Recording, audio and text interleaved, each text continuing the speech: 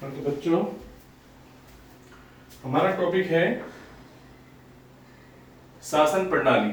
हम संविधान में पढ़ रहे हैं, तो उसमें आज का टॉपिक हमारा शासन प्रणाली। अब शासन प्रणाली जो है दो तरह की है। एक तो आज की आधुनिक शासन प्रणाली है और एक जो है प्राचीनतम शासन प्रणाली है। शासन का मतलब क्या होता है? अपने देश पे, अपने क्षेत्र पे जो है शासन करना, वही शासन प्रणाली कहलाती है। अब उसमें क्या है? प्राचीनतम रूप जो है इसका क्या है? राजतंत्र, यानी कि राजा का तंत्र। पहले जो है राजा, जो प्राचीन समय में क्या था, राजा प्रमुख होता था, ठीक है, वही शासक या राजा कहलाता था प्राचीन समय में। अब उसमें क्या था? जो राजा का पद होता था वो कैसा होता था? पद होता था उसका अनुवांशिक, यानी कि राजा का बेटा ही जो राजकुमार होगा, वही उसके मरने के बाद या उसका जो है वृद्ध होने के बाद वो उस पद का वारिस होगा और वही जो है उस राज्य का, उस देश पर, उस क्षेत्र पर राज करेगा, राजा बनेगा या शासक बनेगा। तो वो क्या कहलाता था? पद, वो पद अनुवांशिक पद कहलाता था, यानी कि जो उसके वंशज हैं, जो उसका वंश चलाने वाला है, वही राजा बनेगा। उसका दूसरा क्या था? सत्ता का स्रोत किसमें था?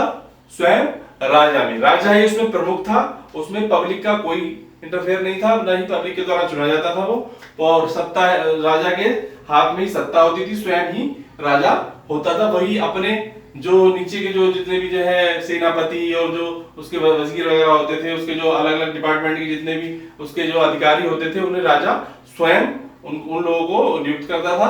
लेकिन सारी जो मेन सत्ता किसके हाथ में होती थी? राजा के हाथ में होती थी। वो क्या कहलाता था? राजतंत्र कहलाता था। क्या होता था वो? राजतंत्र, जो प्राचीन समय में चलता था। लेकिन आज भी कुछ देश दुनिया में, भारत में, दुनिया में ऐसे हैं जो जहां पर आज भी राजतंत्र चल रहा है। तो उसमें कौन कौन से देश हैं? उसमें है सऊदी अरब, यूएई, ओमान, कतर, भूटान, और भी देश हैं इसके अलावा, लेकिन ये प्रमुख देश बताए मैंने। इनमें आज भी क्या है?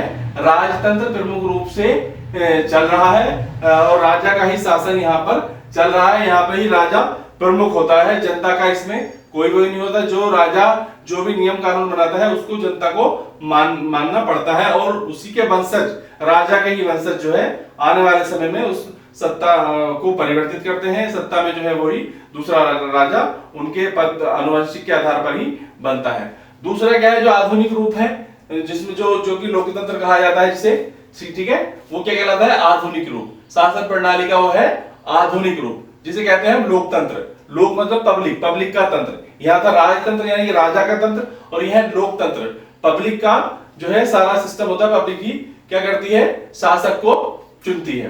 अब उसमें शासक में कौन कौन होता है? प्रधानमंत्री होता है और राष्ट्रपति, जो दो पद जो होते हैं प्रमुख होते हैं, जो लोकतंत्र की में प्रमुख होते हैं।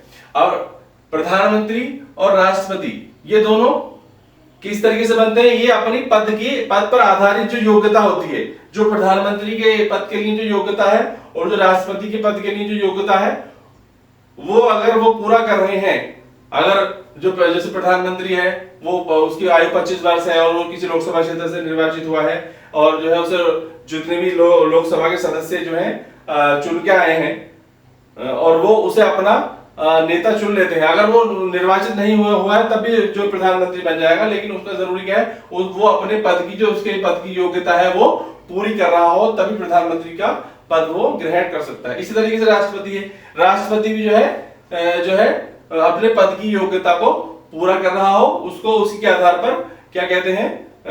राष्ट्रपति निर्वाचित किया जाता है, बनाया जाता है। राष्ट्रपति का चुनाव होता है वो अप्रत्यक्ष रूप से होता है, और जो है प्रधानमंत्री का जो पद है ये प्रत्यक्ष रूप से जनता के द्वारा चुना जाता है। जनता अपने जो है मेंबर चुन के भेजती है, और वही जो है अपने नेता को चुनते हैं, और वही नेता जो है उनके जो है